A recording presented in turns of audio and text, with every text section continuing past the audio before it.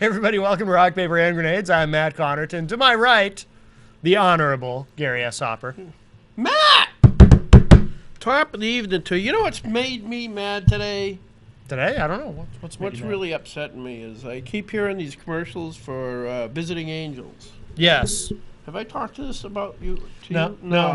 If you listen to the commercials out on the radio, it's visiting angels. Mm-hmm. They do lighthouse work.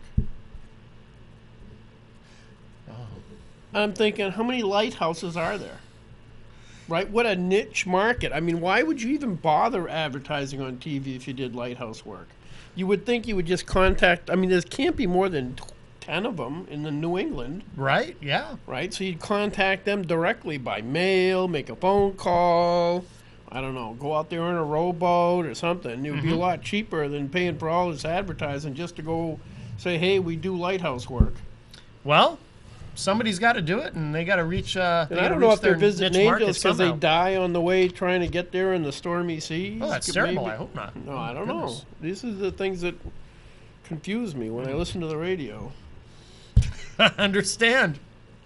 Gary's drinking Johhny, and I pointed out to Gary, they before we got on the air, they put salt in it. It keeps you thirsty, so he'll drink more and more and more and more. Yeah, so if anybody's listening, is anybody listening? We don't know. I think some people just watch us with the volume down so they can look at our gorgeous faces and just not even listen. Do they do that, or do they listen? Do they turn it on and then like listen to like Black Sabbath while we're talking? That could be. Remember, like when you were kids and maybe you weren't so necessarily straight, and you would watch like Looney Tunes, and you would have Black Sabbath playing instead. I never did that. No, but I was always straight. Neither did I. That many times. So. Sure. Yeah, so it's really weird. It says, oh gosh. It says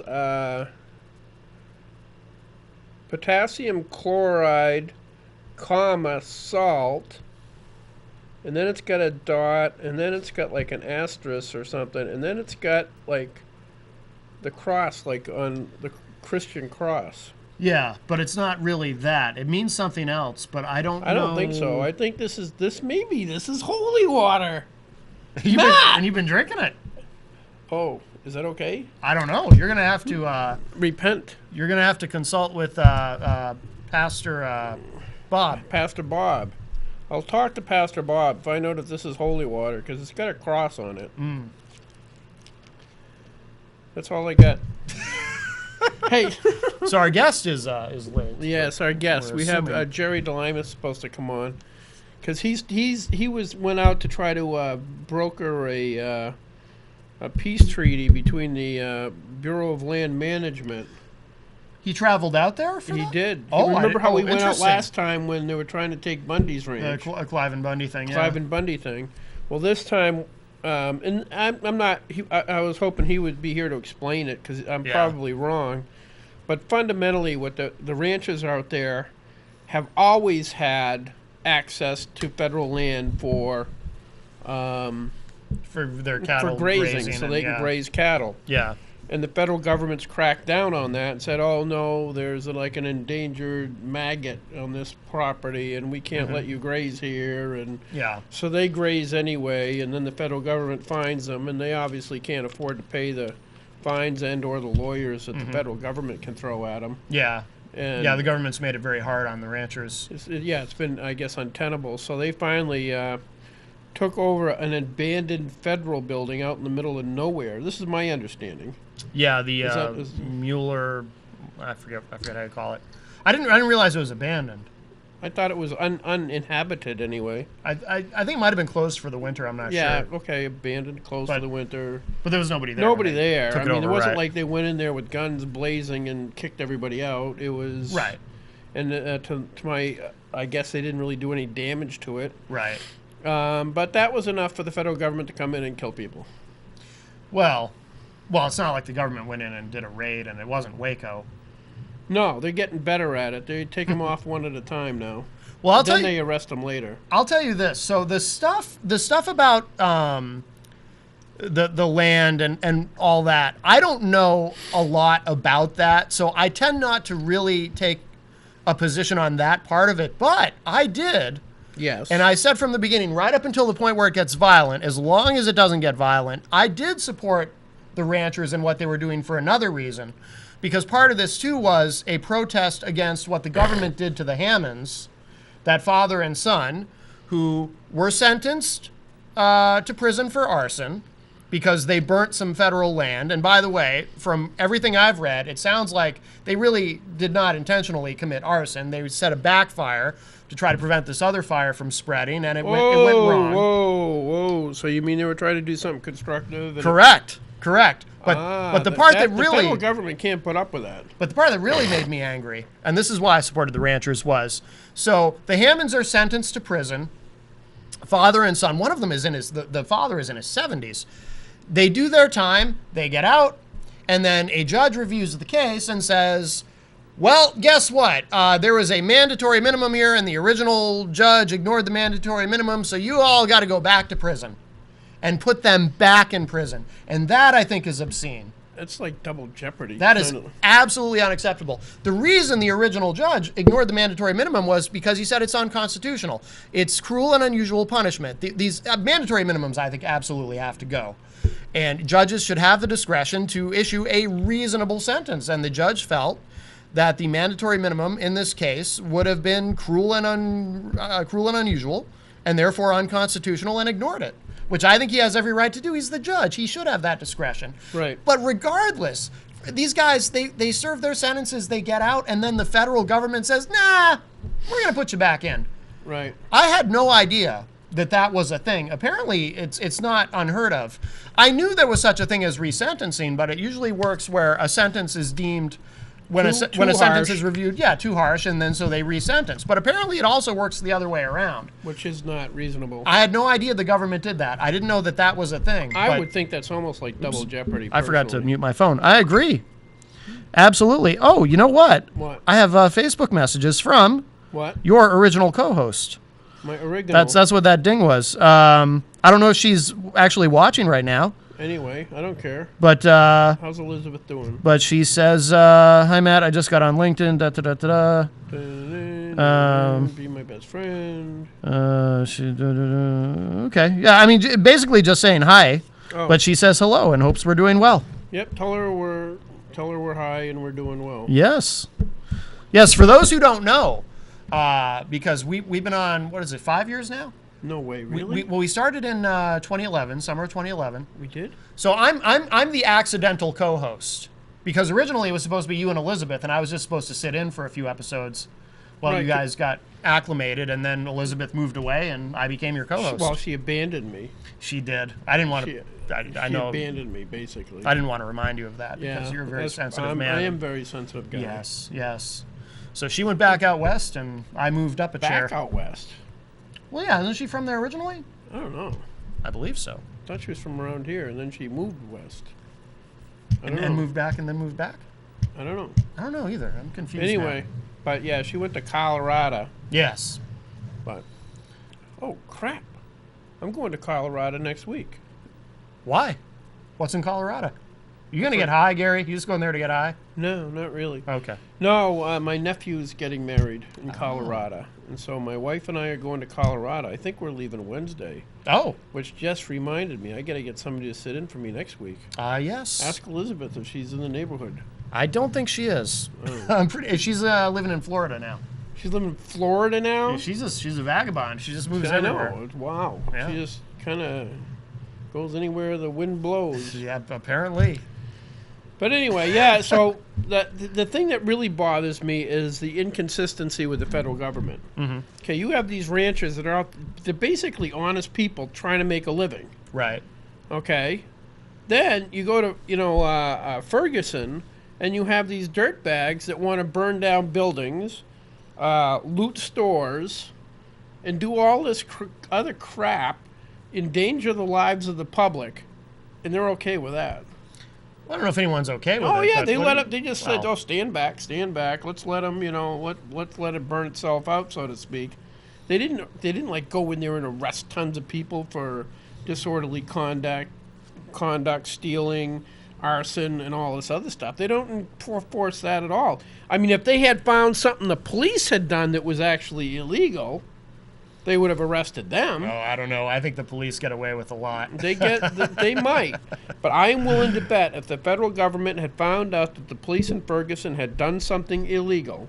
Oh, sure. Yeah. They would have arrested them in a heartbeat. Sure. But I would support that. But I would too. Yeah. But they did not do anything to the protesters who were actually doing physical damage to property, stealing, burning things down. They destroyed businesses, as opposed to these hardworking guys out west who are just trying to make a living and not an easy job either. Right. Somebody just came in. I'm not sure who. Is Jerry in the house? It might be our producer, actually, who I just... Johhny's in the house? Didn't even realize he wasn't here yet. Didn't occur to me, because I came in here and... But, I just find the... I don't know what it... Well, the thing is, you had... the FBI were the bad guys in the 80s, because they did the Ruby Ridge, where they blew away some little kid. And that was Randy Weaver, right? That was Randy Weaver. Okay. Yeah. Randy Weaver had, like... tangential, whatever, how you say that, contact with white supremacists. Right. Whether he was or not, really kind of is irrelevant, I mean, to me. But they wanted to, what was it they wanted him to infiltrate the white supremacist group. Yeah. And he didn't want anything to do with it. And so he had, the FBI kind of tricked him into sawing off a length of shotgun barrel. Yeah. And there is some argument whether it was even still a sawed-off shotgun, whether it was still within the legal length. But for whatever reason, the FBI arrested him for having a sawed-off shotgun or modifying a shotgun. And I think the purpose of that was so that they could use that as leverage to force him into going into this group of, white supremacists and so he just got sick of it and went back up into his cabin and said, heck with you, but I'm not dealing with this anymore. Yeah. And he just bailed. And so the FBI started surrounding his house, and his son and a friend of his son and the dog were out for a walk. And the dog, I think, was alerted to one of the agents out in the woods and started barking, and the agent shot the dog. Mm-hmm. And then the kids returned fire, but they're kids. They're like teenagers or even younger. I forget how young the kid was. Yeah. And so... Hello. Johhny B. Goode is here. Johhny B. Goode's here. You can join us if you want. Our guest is late, so... Yeah, come on in. Sorry, I'm late. Yeah. Must be an event or something tonight. Really? Oh yeah, there's no parking. I drove around. Oh, must be something. Minutes. Must be something at the Verizon. Yeah, that's usually the Red Arrow parking lot over there set up for $5 pay. Oh, so. That's got to be it. Red Arrow. Oh, really? Oh yeah, it took me forever. I ended up having to park. Actually, I ended up going back around one last time because I was like, all right, I guess I'm gonna have to park on the Chestnut block. Yeah. And there was one spot that had just opened up, like just before the Red Arrow, so I can fit. Yeah. I got a new Trailblazer, so the thing's huge. I'm used to a little Corolla. Oh, okay. But I'm like, I can make it fit. Don't you worry. Yeah. You know what I do is I always park over in back of, where, I'm gonna forget the name of it. What's the Firefly? No. What's the name of that place that we have on probably this time of year? Who does the takes care of women that are pregnant? Crisis Center. Cornerstone? No, it's not Cornerstone. You know what I mean. The Farnham Center there? No. But anyway, right. There's Jerry. There's Jerry. Jerry DeLemus, and this is Johhny B. Goode. He's our new producer, so we're lucky to have him aboard. You're Johhny B. Goode? I am. Nice to meet you. Hey, Jerry DeLemus. Army? No, actually, my friend was in the Air Force, and I used to have a Guinness hat just like this. Yeah. In love with the thing. It disappeared, and I was devastated. So when he came back, he was like, "Listen, man, I couldn't get you the same one, but I got you the closest thing I could." And I was like, that was nice of him. "Thank you." Thank you. Yeah. Great guy. Anyway, Jerry. Are we on? Yeah, we're Yeah. on. Oh, yeah. We're live. Yeah. The mic's Oh, live, Hey, brother. there we are. Yeah. Worldwide. I was going through the history of the federal government's abuses. I was talking about Ruby Ridge and how it seems like in the 80s it was the FBI that was being used by the government to assault the American people. And the 90s. I thought the 90s was a BATF. I was given the 90s a BATF. Well, the HRT, the hostage rescue team, and the FBI, those guys were like the designated shooters, if you will. They're the spec ops of the FBI. They were working along, like they worked up at Ruby Ridge as well. And there's a rumor that some of their shooters were out there at Waco as well, under Clinton. Right. Yeah, the ATF was out there, obviously. I mean, the ATF started the Waco deal when they came in the cattle car trucks. Which was a scam, because they went in there under the guise that they were going in there because they were Now I didn't think David Koresh was any saint. I don't know what he was doing, but I do know that he used to go to town all the time, and they could have arrested him at any time. But they didn't do that. They had what we heard in the news media was that, well, he was abusing children. So we'll kill them all, saving them. Yeah, we'll kill them all by save them by killing them all. Bill Clinton, well, it was a joke anyway, because the BATF has nothing to do with that. Right. That's a local firearms. Yeah, oh yeah, it would have been local. It would have been local. That's either state or local well, law enforcement. The federal government does. As a matter of fact, most law enforcement, when they want to win the argument, they'll come up with a statement, either child molesters, they don't pay their taxes, they'll come up with something along those lines. Something to justify they steer public opinion. The same thing happened with Lavoy Finicum when he got shot, and I would say murdered out in Oregon on that highway. Is immediately there was a guy named Mark Coleman. Wait, you got to back up and tell people who Lavoy is. In Oregon, there was a group led by Eamon Bundy and his brother Ryan Bundy and Ryan Payne. There's a few others. I know all these guys that went out to the. They were trying to help the ranchers who had been abused by the Bureau of Land Management and the Malheur Wildlife Refuge agency, if you will, that's supporting them, which is the Fish and Wildlife. Right. And it's all under the Department of the Interior. And they've been gobbling up lands. They did burns, all types of things, running ranchers out of their property, burnt their places down. In one instance, they changed the direction of a river and steered it to this valley. They were trying to buy these 35 ranches up, and the people wouldn't sell, and they put them all underwater, flooded them all. Wow. Then once the ranchers came back, now the ranchers and everything, they own houses, everything's underwater. They gave them pennies on the dollar for it, and the ranchers left, and they redirected the water out of that valley, and then opened it back up without the ranchers or the ranchers on it, and they took over that property. And they've got a real history of doing this, and it sounds bizarre if you haven't been out there and talked to the ranchers. I mean, lots of them. It sounds unbelievable. Yeah. And but it's an ongoing process, and I believe it's the Agenda 21 they're using to try to gather up lands. We have the Silvio Conte here in New Hampshire that's working on that. And if you look at the maps on that, that's kind of scary. They take about a third of the state and put it under the Silvio Conte Wildlife Refuge. Where is that? That runs right up the Connecticut River. Okay. Yeah, you should go on the maps, and you can Google that. And there's another one, I never get the name right, it starts with a U, Umbergwag or something. That's another one here in New Hampshire as well. But what's happening is the government's gathering all this land up, and they're bankrupting these ranchers out there, driving them off their property. So the Bundys went out because there was a family, the Hammond family, Dwight and Stephen family, Hammond. Yep. The dad's Dwight. He's I think he's 74 years old, and the son Stephen, I'm not sure how old he's, in his 40s. So, and they had done a controlled burn on their own personal property. And what you do is you burn the underbrush off, so it'll come back, because it takes a lot of land. It's all upper desert, most of it.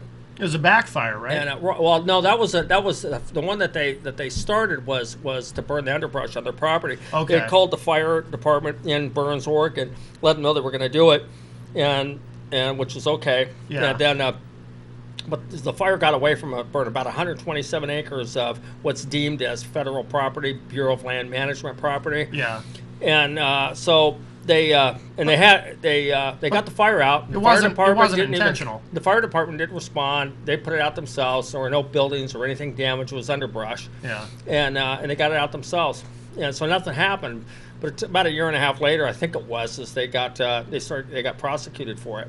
and they got taken into court, and the prosecutor was working in conjunction with the Bureau of Land Management, wanted to charge them under a 1996 terrorism law, and that revolves around fires and other things, and that law has got a minimum 6-year prison sentence, but it can go up to the death penalty. Excuse me.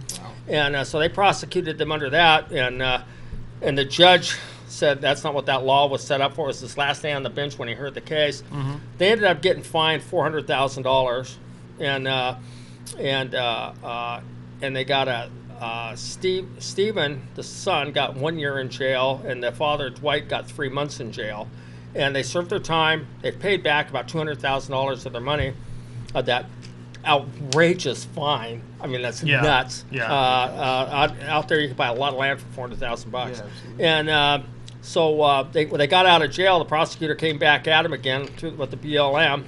Mind you, this now sitting judge was the one that they had who wouldn't give them the full 6 years because he thought it was cruel ridiculous. And unusual, right? Right, exactly. And so they gave, they got them back into another court, and not even in their county, so it wasn't a court of their peers, and convicted them, brought it back up, convicted them for the full term of those. Yeah. So the son had to spend... Why wouldn't that have been double jeopardy? I don't know why it isn't, to be honest with you, because that was the first thing that crossed my mind. I've heard it out of a lot. But the son had to finish out the 5 years, and the dad's got 5 years, 9 months.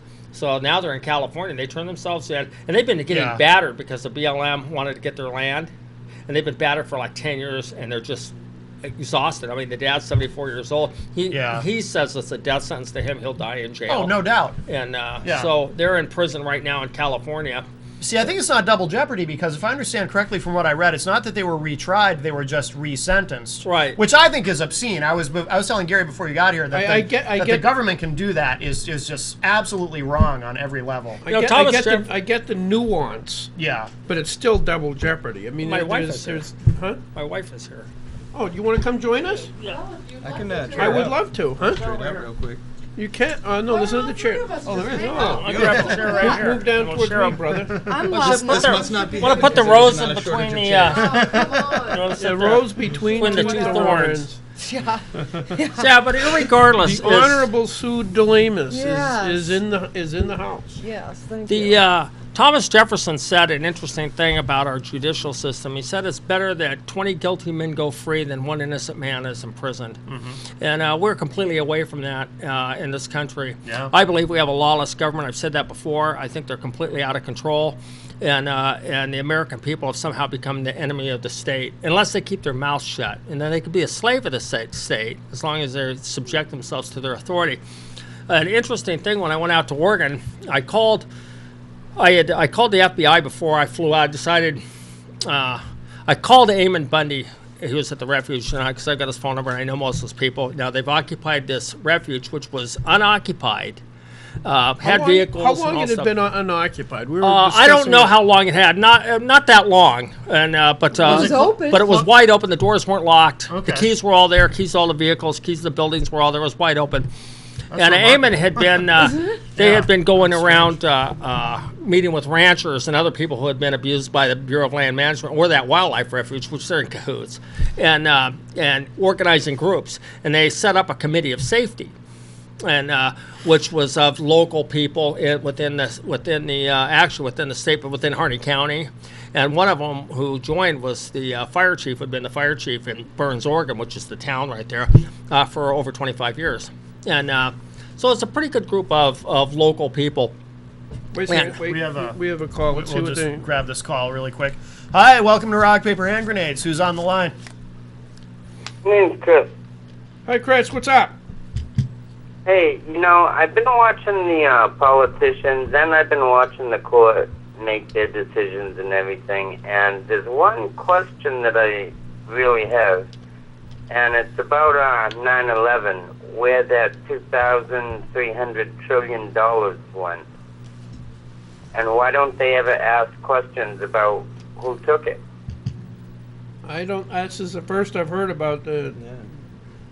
Donald Rumsfeld went on the internet asking the same question. Everyone remembers 9/11, but how come no one remembers the robbery from the secret vault 2 days later under them? And doesn't that prove that it was a conspiracy?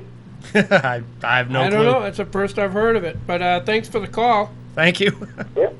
I'm going to look that up when I get home. Yeah, that is interesting. I never heard that. I never heard of that. I did hear something at one point, but you hear so much. You can't, to validate it all. It's wicked tough to keep track. It is difficult. I mean, you can almost get the information overload. What's what the Stasi had in East Germany is they had information on every one of their citizens, but they had so much they couldn't utilize it because they were buried in information, which actually helped the people fighting the communists. Don't they wish they had the computers the NSA does? Oh, if Hitler had them, we'd all be speaking German. We would. We would. So at any rate, is to get back to the Malheur Wildlife Refuge in Oregon, and so now you've got a handful of guys there have occupied those buildings. I called up Eamon Bundy, who is the organizer of it, and I had quite a talk with him about what was going on. I told him he really needs to get his people out of there because the way it's being portrayed in the press is armed militants overtake government buildings, and it has or federal buildings, and it has the ring of Oklahoma City to it. Is the way they're trying to portray it in the media, and to do what he wanted to do to organize the ranchers from a ranch. And get a rancher out there that is agreeable to him and go to the ranch. And he said, well, this property is the people's property. And actually, the federal government, according to Article 1, Section 8, Clause 17 in the Constitution, federal government can only own 10 acres of land, which is what Washington, D.C. is. And it's true, according to the Constitution, and that they can own for forts and armories and naval ports and such. But they can't, they're not to be owning. Actually, even the national parks they shouldn't even own, according to the Constitution. And most people don't care, don't think about it. I didn't know that. I didn't know that specifically was addressed in the Constitution. You should read it. I had no idea. I got one right here. And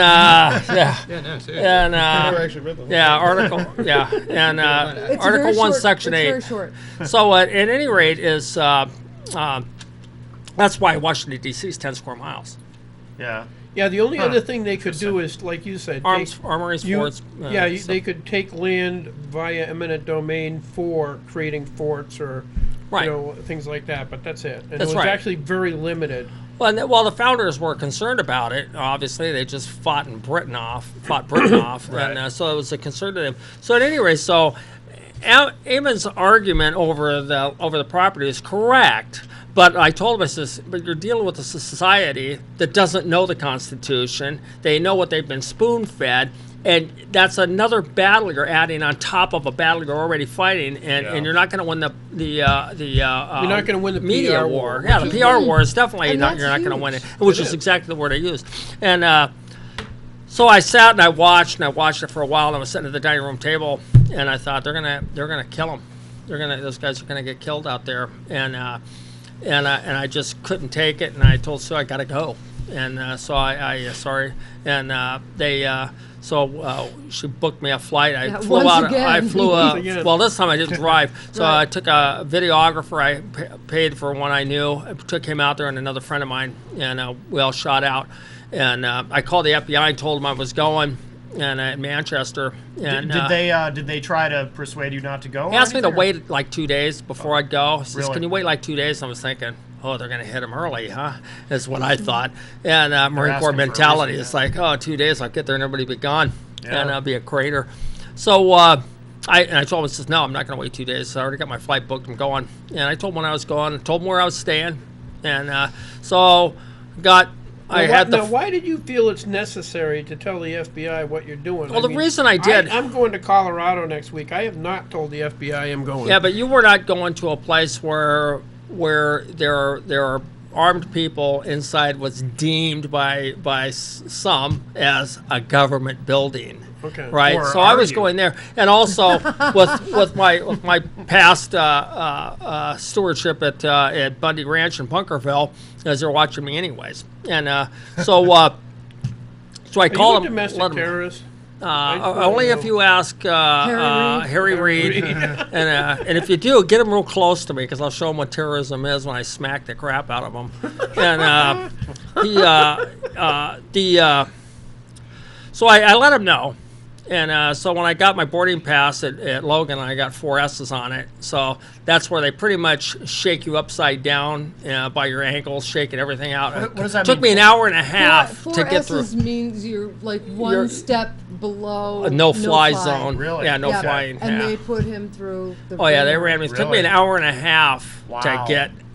First, they ran me over to Coming the and going. Well, No I kidding. ran the. I had my passport and everything. I ran, and believe me, I brought nothing with me. There was no way I was bringing Yeah. anything. I mean, I didn't have a pocket knife, anything. Yeah. And so when I got my boarding pass, I went to get my boarding pass out of the computer. It's like, got to see the attendant over at such and such, and it kept doing it. It's like, my buddy with me got his. I was like, this strikes odd. So I had to go over to this side, this little booth, if you will, or counter where this agent was there with the airlines, and they got on the phone after they saw it, and they were like, wow, I don't understand this, and I don't know what this means. And so they're on the phone for like 20 minutes, and I'm like watching for the flight and thinking I'm going to miss the flight, you know. Yeah. So, but I knew what it was, and so they came around, and finally they gave me my boarding pass, and I'd heard the mystical 4 S's before, you know, mythical 4 S's. And I look and I go, 4 S's on here. Okay, great. Right on his pass. So when I get on there, and so I get my boarding pass, go over, they lead me over to my friend. Wasn't with me. He was with me, but he was a few people behind me, and he said he saw one of the TSA guys pointing at me, going, whatever that means. I don't know if that's terrorist, timeout. I mean, it's timeout when I was playing football, and as a Marine, so hey, so. They ran me through, shook me upside down, basically. Went through all of my gear. They ran me through the metal detector thing twice. His bags well, ran too. me. Oh yeah, I was tired. That was actually my main concern is I couldn't get it back in the way you packed it, and I told him that. And so as the guy's checking me out, and I asked him, I said, I asked him, I said, so who'd you? I used a Marine Corps term, but who'd you take off to get this job? As he's going up the insides of my legs. And I said, you guys must have been Navy. And so I'm giving them a hard time. They were great, though. I mean, the guys were, they were doing what their job is, and it wasn't that they were nasty or offensive. And they realized, obviously, that even they're going to do their job, but they realized I wasn't, Saddam Hussein. Yeah. And so it took a long time. They were going to help me pack my bag. I said, you'll never get it. I'm going to be lucky to get it. So I got all my stuff, finally got on. Flew into Boise, into Boise, got off, and got met by 2 FBI agents as soon as I got off the plane, and they Mr. DeLemus, and I said, yes, and I knew it. Okay, so can we talk to you for a minute? So off we go. And so we go sit down, and basically they didn't give me specific questions, just kind of let me know they were there, if I needed anything, or if I was there, They're and you're gonna, and I know you're going out there. We talked to FBI, we're from the government, we're here to help. Yeah. And so I'm like, great. So I go, we laugh now. And they just wanted to re-verify. I think is basically my intentions, is I wasn't going to join up with those guys out there, which I had no intention of, because I thought they were in the wrong spot at the wrong time. Yeah. And I'm not gonna lie to them. They might not like the truth, but I'm gonna tell it to them. And so anyways, I rented a car. We'd rented a car, and I drove in. Got stopped twice in Burns by local law enforcement while I was out there in town with backup in Burns, Oregon. They even have chest cameras out there, which amazed me. In Burns, Oregon, that little podunk town, they have the cameras. The miraculous taillights were on the brand new rental vehicle. Yeah, I'm driving a brand new Excursion, and I pulled up by a snowbank, and I could see my headlights on the snowbank. They go, and I said, why you stopped this? I got an idea, but why? He goes, well, your taillights were out. I'm like, really? And so I shut the car off. So then I had them do the test to make sure they're on now. And after they checked everything out, they're looking at the car. And mind you, I had like 4 officers around the car, surrounded around. Oh, yeah. Okay. So I decided, went out and I saw Eamon Bundy, met him, spent like 2 hours talking to him, telling him he needed to get off the hill. And because it's just the wrong place. You know, you're going to lose even I understand where you're coming from as far as the property. You know, the federal government shouldn't be owning this property, shouldn't be taking control of this, but you got to watch the fights you pick, and you got to be tactical about your choices. So, of course, he was firm on what they were doing. They stayed, and they were tactically a mess anyways. Did he seem, I mean, was he at all receptive to what you were telling him? Or was well, he just... listened to me because we have great respect for each other, and they're just wonderful people. I mean, if you talk, they're just gentle, kind, wonderful people. Well, I'll tell you what. So he's not a revolutionary. I saw a clip of Eamon Bundy because I had my own kind of preconceptions about him, and I saw a clip of him on Fox News being interviewed by Megyn Kelly, and by the end of the segment, I was like, kind of like this guy. Oh yeah, he seems reasonable. He's even better. He's even better. The whole family is that way. Most of those ranchers are that way out there. Most of them are pretty good people. He seems like a sincere guy. They're sincerely loving, caring people who love the land, love America, love their families. Right. It's so I went out and I tried and I told them, you know, I think this. I said this. There's two ways this is gonna end. I says you're gonna either leave in handcuffs or dead, and because the FBI obviously doesn't care about getting you off. I went and saw the FBI down. They had the Burns courthouse cordoned off with sheriffs from different counties all around it, and they're all tacked out in their body armor. They were making a show of it. And they had Jersey barriers there, but the FBI was stationed at the airport, which is down this long road in the middle of nowhere, which this whole place is in the middle of nowhere. Yeah. But it's in this long road, and so I drove down there. I thought, well, I'm going to go talk to the FBI, see if I can get them to utilize me to negotiate them out. You know, see if we can open up a dialogue. And because FBI had been hands off of them, not even really contacting them at all, not contacting them. Well, if the FBI is not contacting them, who's trying to arrest them and all that other stuff? Well, nobody was trying to arrest them at that time. No one. No one was trying to arrest them. They just left them there. I thought a bunch of them did get arrested. Oh, I'll finish. Afterwards. What after happened? The ambush. So what happened is the I went down and I pulled up at the airport, and the FBI didn't have Jersey barriers. They had vehicles parked there, and I pulled up, and their tactical people were out there running guard there. And as I pulled up, I got out, and I made sure that my hands were exposed and all. And they came up to me, and I got like right to the entrance of the airport, not into it, but right there. And I told them, look, this is who I am, and this is what I want to do. I want to try to negotiate. Can I talk to your special agent in charge? And because I'd asked New Hampshire to call ahead anyways and let them know I wanted to talk to them, see if I could help end this thing. And I was very clear about going out to join up with them because I don't think it's the right cause. And I understand the reasons for it, but I don't think they're in the right spot. And so. They told me that I could talk to their PIO, which is a public information officer, and they gave me the number. And I thought, yeah, that's what I want to talk to. Somebody's going to give press releases, and so they kind of gave two shits about talking to me. So I left, but before I left, there were a number of other cars coming flying down that one lane, that 2-lane road in the middle of nowhere, boxing us in, and a bunch more law enforcement. And they did have the big FBI motorhome out there, their mobile command center. It's a monstrous. Really? Yeah, it's a steel blue kind of motorhome. And I'd like to see the inside of that. Yeah, it's pretty. Central Command. I'll strap you to the board, throw the water on you. And so I left. I went back up and I talked to Ammon again. No, they're not interested in negotiating. I'll tell you, and which worries me. Which doesn't bode well. And that they have a plan, and they're we pretty confident it's going to work. So, anyways, I did a bunch more run around, met a bunch of ranchers, did a bunch more interviews, went out and scoped an area they were going to go talk to out in what's called French Glen, which was an area that the BLM had burnt nearly damn near burnt the town down with one of their fires that was out of control, burnt a house down, some private property. Met the people whose house it was, or one of the fellas. Interviewed them, talked to them. The stories are all the same, and they're all bad, but people are definitely afraid. They don't want to say anything. Going, Jerry, I don't want to go on tape because if they do, if Ammon doesn't win this thing, they'll cut our grazing permits or our water permits. They'll bankrupt us. So we won't have a home. Yeah. And so they're deathly afraid of them out there. So our government is absolutely they're terrorizing them. You're talking about terrorists. There's terrorism for you. So I went back.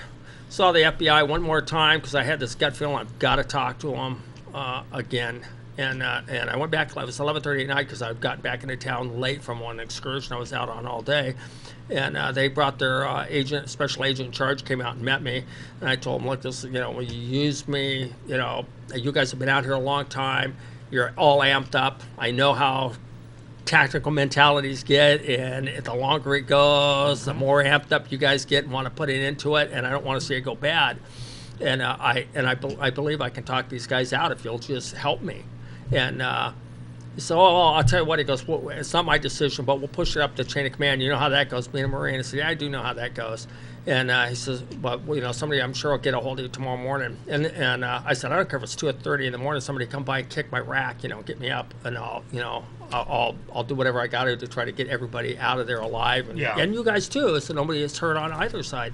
Of course, I never got a call. Right. So I shot back out and talked to him, and after I gave him till 11 o'clock or so, and they didn't contact me, and I told him, I said, I'm telling you, they're going to move on you guys, and they're not looking to negotiate at all. That's why you're not hearing from them. That's why they're not dealing with me. They brought in 200 vehicles with 2 or more people in each vehicle. The FBI had into Burns. It's like 400 plus people. For those who study Common Core. Just a weird thing. Why would they use that many vehicles? They had like 5 or 6. I think it was 6 Bearcats out there. 5 or 6 Bearcats. Oh yeah. Hey, go big or go home. Yeah. So and the strangest damn thing is when I went out there, the occupiers, if you will, there was like 10 of them I counted that could do guard duty. 10. It's not like there were 500 people out there. Right. There were probably maybe 15 or maybe 20 people there at that time, counting the women and stuff. I mean, the first time I went there, I helped them out doing dishes. And I was curious about that because the media couldn't seem to get that straight. How many people were actually there? Oh, there were very few. I kept hearing somewhere between 15 and 150, and it's like, that's a pretty big swing. Yeah.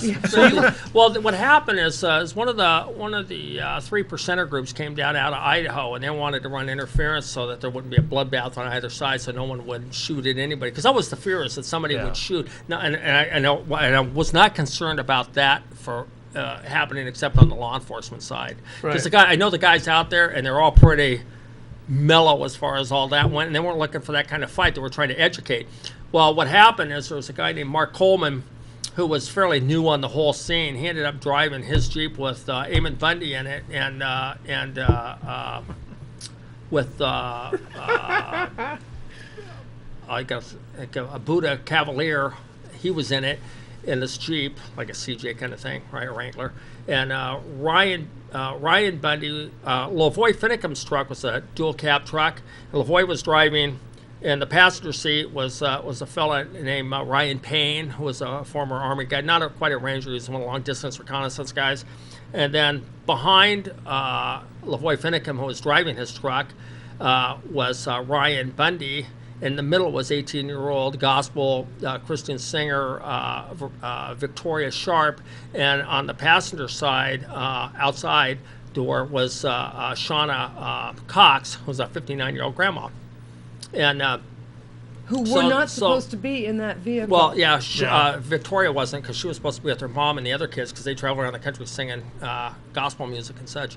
But Victoria, being 18, was fooling around, was late, so her mom left without her. And left her to ride with Ryan and Lavoy, right.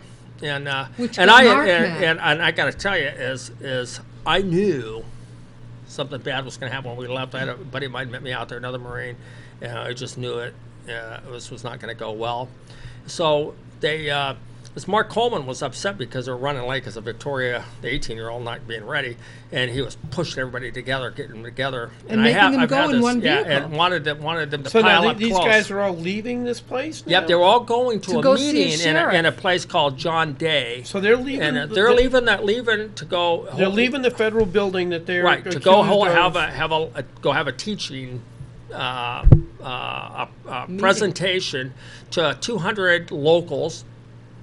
200, and that's a lot out there because it's vast emptiness. So if the with the county sheriff of Grant County.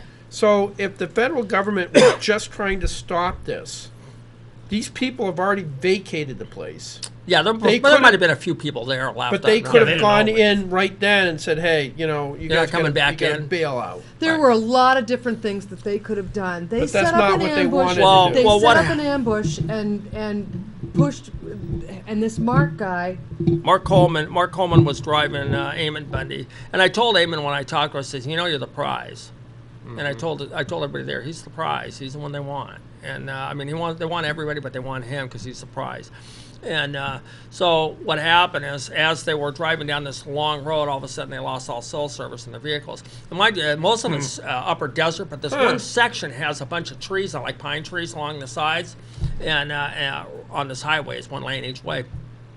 Well, they were going down the road, and they were supposed to be at this place at 3 o'clock, and Victoria Sharp's mom and all the other kids were in the van, and they're up ahead of them by about 15 minutes. When she was going through, she told me this herself. She said that she saw a couple trucks pull out, and just as she went by, and she goes, "I wonder if they're setting up a roadblock or something." And just kind of thought, why were those trucks doing that? But she wasn't quite sure. Now, had she lost cell service going through there? Yes, everybody. It's a dead zone. And so what happened? Is it really a dead zone? Or? Well, I don't think so. And so what happened is she took off and went to, because they were going to sing, her and her daughter, at this event with the sheriff and the 200 locals.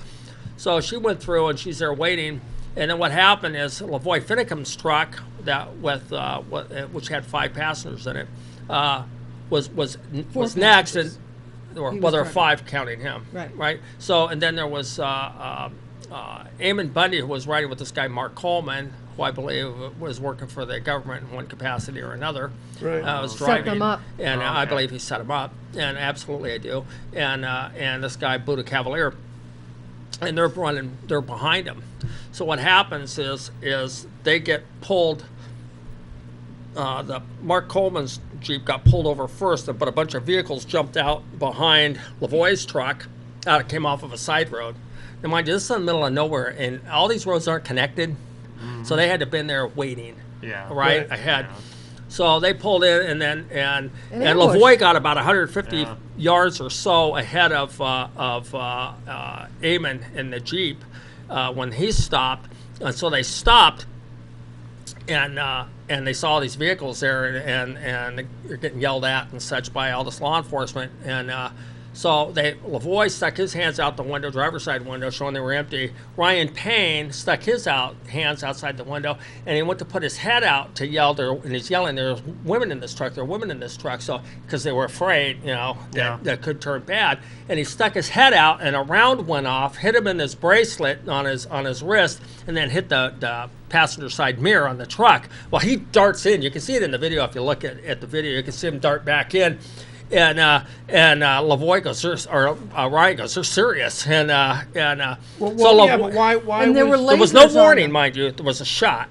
Right, but why? Why would they? If their hands are outside the vehicle, why is there any shots at all? Because they want to kill them all and so hide it. I'll finish the story, and then you come to your conclusion. And so Ryan's inside, him and Lavoy are going back and forth what to do. And Lavoy's going, "They're going to kill us. They're going to kill us." And they believe, Lavoy thinks it's an assassination. They're just going to kill him.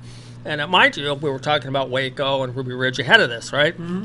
So, and I saw FBI HRT at the airport, the hostage rescue team. Those are the bad boys, the spec ops guys, same ones that were at Ruby Ridge. The sniper, Lon Haruchi, who killed Vicki Weaver, shot her in the face while she was holding her baby, HRT. Okay. And the shooters at Waco were HRT as well. Okay. And not all of them, but some of them. So at any rate, as Lavoy and Ryan Payne had just gotten shot at, or they're back and forth on it, Ryan somehow jumps out of the truck, and I think he's going to try to stop them from shooting. And Lavoy is going back and forth, and because they were telling Victoria and the girls, "You should get out," and she goes, "I'm not getting out of this truck. They already shot, right?" And she's like, she's down, I'm not getting out of this truck. So Lavoy punched it and took off, thinking they were shooting at him at that time. Wow. When he took off, they were shooting at the truck. So Lavoy went down the road, about a mile down the road or so from the original stop. No, and the other guy is already out of the vehicle. Right, and they've got him. They took him into custody. They grabbed him, didn't shoot him. They got him into custody at that particular point in time. And is he the one that they had the footage of that we were questioning those guys must have had body cameras on. Right. Right? Yeah, because they were saying there was no body camera footage, right, no ground footage. No footage. But they do have footage of him on the ground being handcuffed, which is not aerial footage. It's obvious down on the ground footage. So they're hiding. So Lavoie's taking off as fast as he can. There's snow on either sides of the road, so he's taking off and he's yelling at them when they stopped him the original time. He's yelling, "We're going to meet the sheriff. We're going to meet the sheriff." And they were going to meet the sheriff of Grant County, as was one of the people they were going to meet because they trusted him. And so as they took off, and then he saw the roadblock. He whether he tried to go around it or just tried to avoid hitting it, but he went up on the left side of the road, and an officer jumped out from the roadblock, and you could see him do this at the windshield. I believe he shot a few times into that windshield of that truck at that particular point in time. Lavoie's yelling, "There's women in this truck, there's women in this truck." He goes, "If you want to shoot somebody, shoot me." And he jumped out of the truck with his hands up.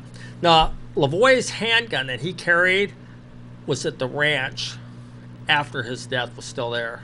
And because I know somebody who had, there's pictures of a guy sitting on a horse who was wearing it. So he was memoriam. So, not according to law enforcement. Right. They said he had a 9mm, which Lavoie didn't use a 9mm. And he's out of the truck, and you've seen the footage where he's got his hands up. If you've watched any of the footage, so he's got his hands up, and then you see him, and he's going, "If you want to shoot somebody, shoot me." And I think what he was trying to do, and I'm thinking what I would have done, I would have tried to draw the fire away from those girls in the truck, especially that 18-year-old girl. I've been thinking that's my daughter, my granddaughter. Yeah. So in the meantime, the girls are in there still screaming, in the truck, and they've got lasers all over. And yeah, there's what's her name, the blonde? Shauna Cox. Shauna was saying that they were desperate and they were trying to move their arms and their legs because there were lasers pointing at their body parts, and they're trying to avoid being shot inside this vehicle. If you can imagine 3 people, adults, in the back of a two-seated pickup, bench seat in the back, trying to lay down, and you've got lasers going all around you. Yeah. So Lavoie's outside. He's got his hands up, and then you see, they don't put the sound up, but you see him go to his left with his hand down, and then he tries to get his hands up. I believe, and from what I heard from, because I've talked to Victoria and Shauna Cox both, who were inside the truck, and I heard the phone call from Ammon Bundy that he got shot, and he reached because of the shot. Because like if I hit you in the stomach, you're going to reach where I punch you, right? Or in the arm, you go, ow. Well, that's what they said happened is he got shot, and he went down, and then he tried to get his hands back up. Then he turned the other way because he got hit, they believe, in the back. And then another guy came out of the woods and then ended up shooting him in the head. It was a slaughter. And when he fell, actually, his hands were up. So, but right after they shot him, they opened up on the truck, and the girls were thinking it was probably about 120-ish rounds or so. I mean, who could tell, right? 120 or 200. But that truck got peppered with by law enforcement, which is OSP, Oregon State Police, and/or FBI. And who knows? You can see tire tracks all over. They were probably dropping people everywhere on that road when they set this thing up beforehand. So they were on the floor of the truck, and they were telling me they're screaming and praying as loud as they can. And one round hit Ryan Bundy in the shoulder, but none of the girls got hit. They didn't get touched. Miracle. I think it's the hand of God just protecting those two. Because if you can imagine, lay down in the backseat of your car with 2 other people and think of a bunch of law enforcement shooting 120, 200 rounds into that back of that vehicle, and you come out alive. I mean, it's just it's Bonnie and Clyde. We honestly believe that the FBI or the OSP could. Well, they're all in cahoots. Probably thought that they had killed everyone in the vehicle, and that would have been perfect for them because dead men tell no tales, right? But then these people come out alive, and they're like, "Oh, now what do we do?" Well, if you thought if you were in court and you were trying to explain how come you shot 120 rounds into a vehicle with 3 people in the back of it, and then you come out and say, "But I wasn't trying to kill them." I mean, how would that last in a courtroom as an argument? So they're going to have a hard time defending that as an argument that they weren't trying to kill them. And the thing is there had not been one weapon shown by anybody in either of the vehicles. no weapon, no threat of violence, nothing. But no, the Mark guy hands that's out the 100 window. feet down the road says he didn't hear a shot. Yeah, I one. talked to him specifically about that because he came out and did a video immediately after, which I liar. think was to throw everybody off the trail of really what happened, and he tried to say that he didn't see it, but this is what happened. I didn't witness this, but this is what happened, and I got a hold of him, and I asked him actually on Facebook on private message, and I asked him every question that where he had made a statement. And got him on the other side of that statement where he couldn't stand by it, and I thought, you lying sack. And I came out and I don't think that's a word we're allowed. Is that one of the words? Well, you can exit, and clearly irregardless, it doesn't change the fact that he is. Yeah. And he set those people up. And what really got me, I got to tell you, is after watching Lavoie get killed and all of that. Hey, Terry, we got to leave now. Is there? Do you know what?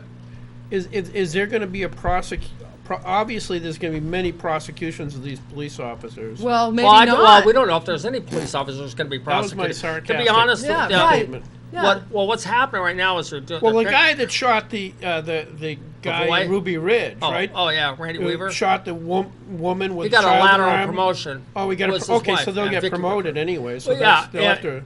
And the court found $3.9 million against the FBI, made him pay for her death. And I think Randy got like $1 million, and his daughter's got like 1.9 million. His daughter, and because they killed his son, his son's dog, and they shot some. And Vicky Weaver, Randy's wife. Well, they were dancing. Hey, there's footage of those guys celebrating and dancing. The cops in Burns. Oh yeah, after. Well, which one? Just now, Oregon. Yeah. Wow. I say okay, this. Hey, we gotta go, but I want to tell you something after we're done that's happening, so because you might be interested in it. Okay. I would love to. Okay, thanks very much, guys. Thank you. Bye, everybody.